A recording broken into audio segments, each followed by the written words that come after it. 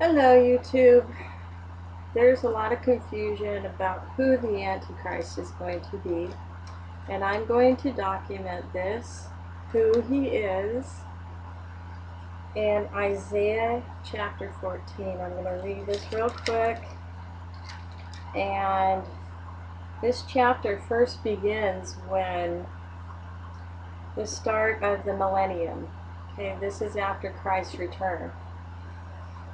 So it says, "For the Lord will have mercy on Jacob, and will yet choose Israel, and set them in their own land, and the strangers shall be joined with them, and they shall cleave to the house of Jacob." That is the natural seed, okay, of Christ. And the house of Israel is the complete 12 tribes together, okay? And when the seventh trump sounds, Christ returns, and everyone is that have been scattered, the 10 tribes of Israel that were scattered, are scattered at this moment, will all be brought into Israel, and there'll be lots for each tribe. So, but that's a different study. But anyway, "And the people shall take them and bring them to their place, and the house of Israel shall possess them in the land of the Lord for servants and handmaids, and they shall take them captives, whose captives they were, and they shall rule over them." And these are, uh, it's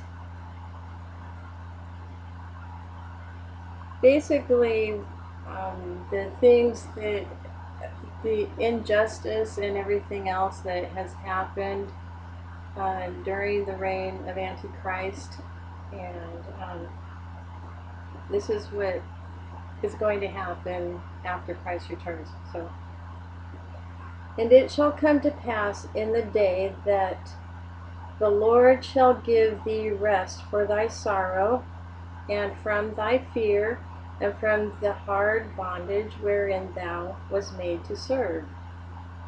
Okay? "That thou shalt take up this proverb against the king of Babylon." That is another name for the Antichrist. Okay? "And say, how hath the oppressor ceased? Who could make war with him? The golden city ceased. Babylon is destroyed. The Lord hath broken the staff of the wicked." These are the lawless ones. These are the ones that will come down with Satan on the sixth trump, and they're supernatural beings, okay? And so is Satan. "And the sculpture of the rulers, he who smote the people in wrath with a continual stroke, he that ruled the nations in anger, he persecuted, and none hindereth." Well, it's appointed to Satan at this point that he gets one more try to try and fool people in the flesh. And this is all about a war with heaven and hell, basically, and we're stuck right into it. "The whole world is at rest and is quiet. They break forth into singing." Well, they're no longer under the oppression. They're so happy, they're no longer under these crazy laws and everything else. "Yea, the fir trees rejoice at thee, and the cedars of Lebanon, saying, Since thou art laid down, no feller is come up against us." Okay? "Hell from beneath is moved for thee, to meet thee at thy coming." Get it? "It stirreth up the dead," that's the Raphan, "for thee, even all the chief ones of the earth. It hath raised up from the thrones all the kings of the nations. All they," now this is talking about For they, he's speaking of the dead, are saying, all they shall speak and say unto thee, art thou also become weak as we? Art thou become like unto us? These fallen angels and everything had basically believed Satan that they could go ahead and rule the world. And now they're going, wait a minute, you're just like us. Thy pomp is brought down to the grave, and the noise of thy vials, the worm is spread under thee, and the worms cover thee. That's basically the grave, okay? But he's a spirit body, so of course that's not going to happen. How art thou fallen from heaven, O Lucifer, son of the morning? This is the Assyrian, also another name for the Antichrist. And there's something very interesting about this. Lucifer, the morning star, and in the Assyrians worshipped him as the male at sunrise and the female at sunset. So when Christ returns, all that's going to be gone, but he's going to demand worship from everybody, and except for a few that are sealed with knowledge in their forehead about who's coming, then everybody will. Okay, how art thou cut down to the ground, which didst weaken the nations? He just forced everybody to worship him. Let's see. For thou hast said in thine heart, this is Satan speaking, I will ascend into heaven. I will exalt my throne above the stars of God. I will sit also upon the mount of the congregation in the sides of the north, sitting exactly where he wants to sit, exactly where God sits. I will ascend above the heights of the clouds. I will be like the Most High. He wants to be God. Yet thou shalt be brought down to hell, to the sides of the pit. And these are the people that ended up worshiping Satan. Here he comes. And they're going to be able to see him because he's going to be in a pit and everybody's going to be able to see him. And this is what they're going to say.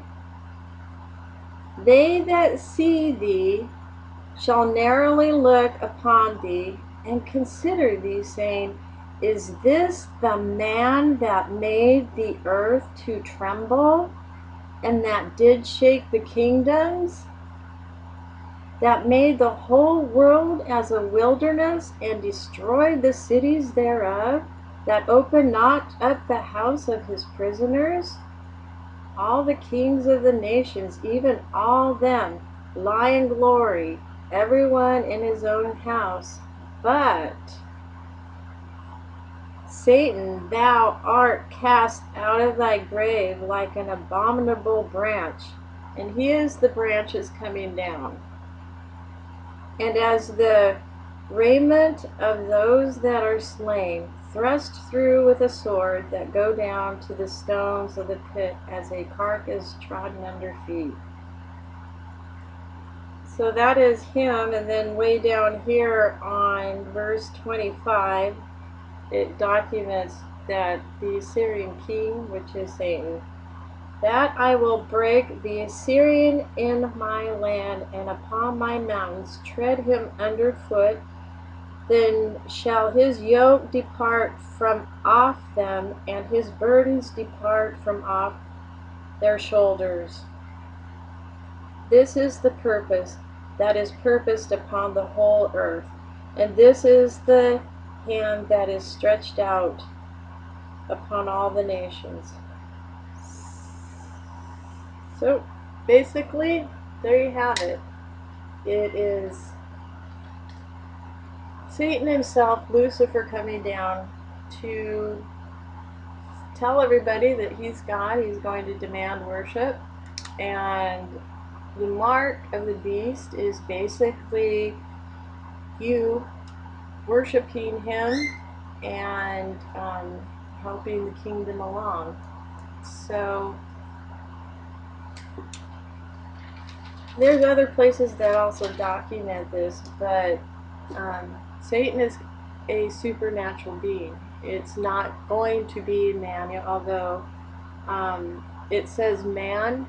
It basically, you have to go way back to the first Earth Age to understand the redemption plan and why we're here. So, but basically we are all angels, okay?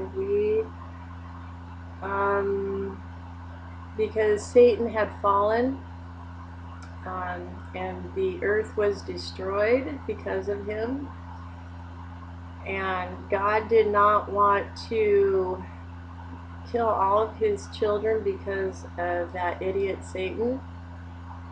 He said, okay, we'll make a plan, and you'll be brought down to earth in human form, born of woman, and you will be going through life innocent, and your main purpose in life is to find out the truth. And he gave you the truth in the book. So Satan was just like us. In the first Earth Age, he just worked a little harder, and he got to be one of the covering angels over this seat of God. And then he wanted to be that. He wanted to be God himself. So he took a third of the angels, us, when we were in spirit form at that time, and a third of them worshipped him.